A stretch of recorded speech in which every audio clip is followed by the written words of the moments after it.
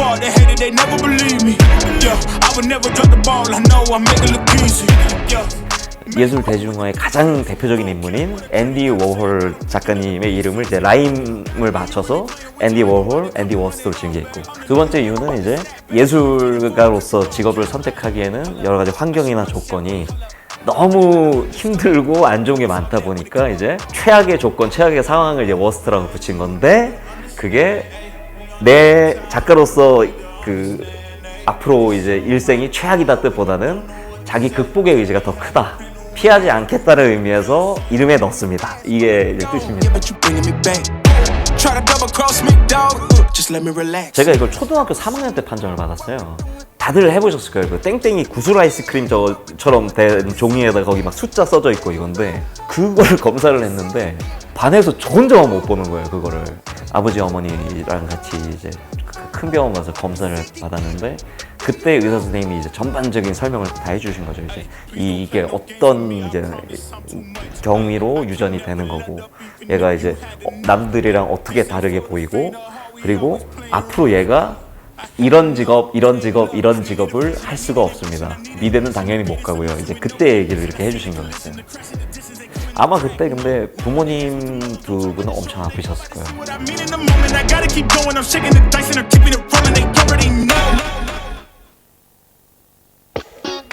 약간 사춘기 비슷한 게 늦게 왔어요. 20대 후반에. 보통은 남자애들은 중고등학교 때 사춘기가 한 번씩 오는데 저는 사춘기가 없었어요.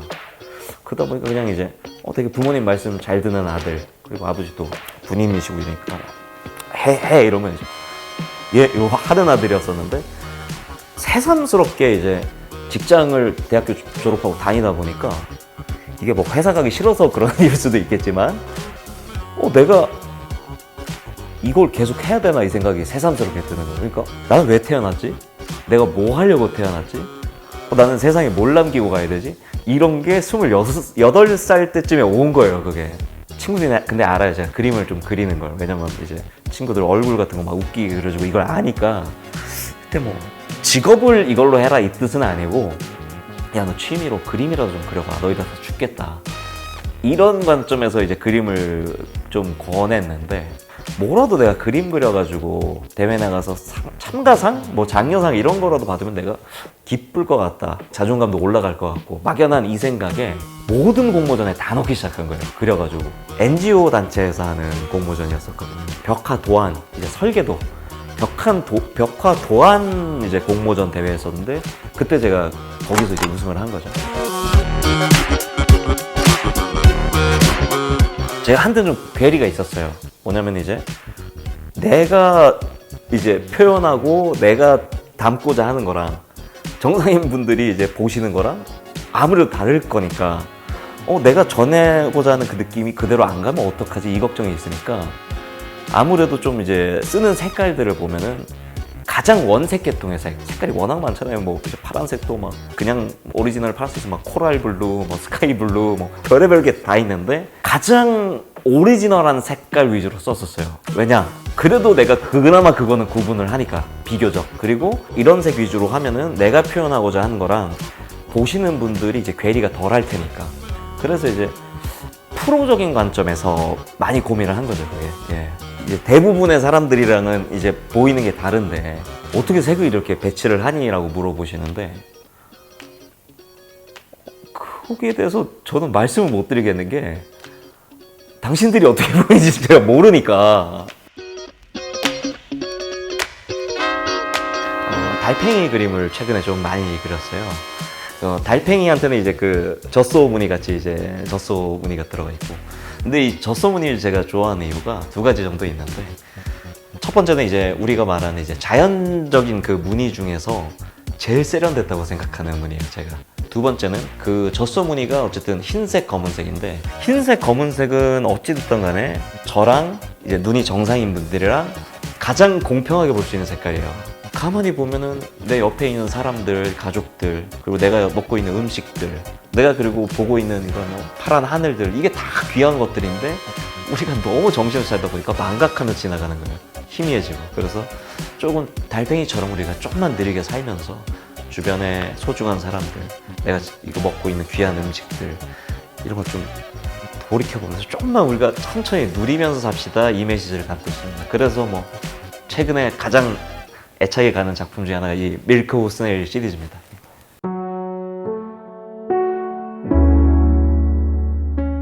저랑 같은 눈 가지고 있는 아이의 부모님들이 연락이 오세요.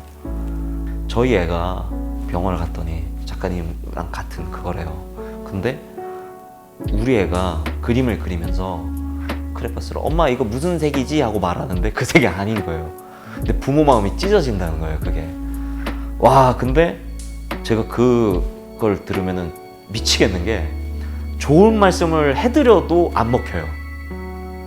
막 우세요. 막 우시는데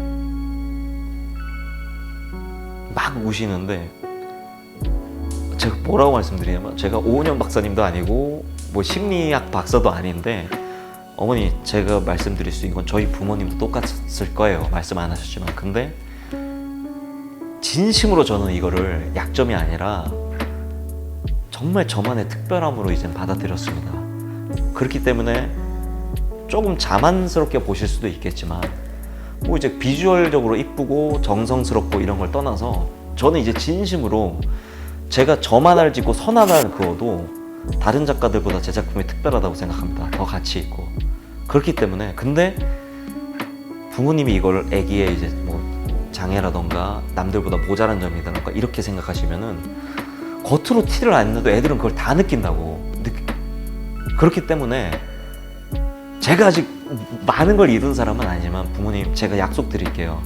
제가 누구보다 특별한 예술가가 되고 뭐 세상적으로 누구보다 잘 나간 예술가가 돼서 아이한테 제가 특별한 목표가 되고 특별한 교보제가 돼드릴 테니까, 부모님은 오늘부터라도 내 아이가 특별하다고 생각해 주세요.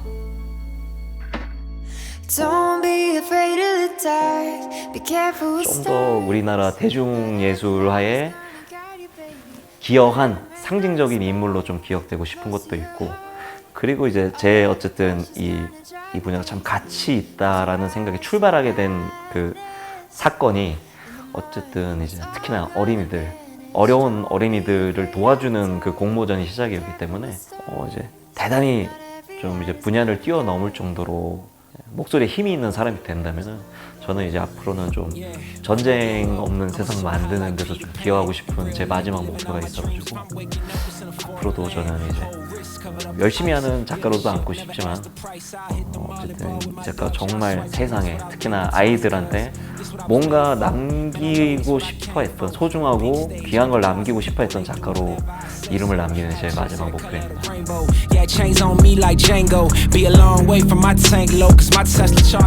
그 특별함을 가지고 특별함을 전하기를 희망하는 다음 세대 작가들, 그리고 귀한 꿈을 펼치고 싶은데 자기 갖고 있는 몸의 리스크, 마음의 리스크 때문에 한 발자국 못 나가는 사람들한테 언제나 제가 인터뷰 마지막 때 하는 말이죠.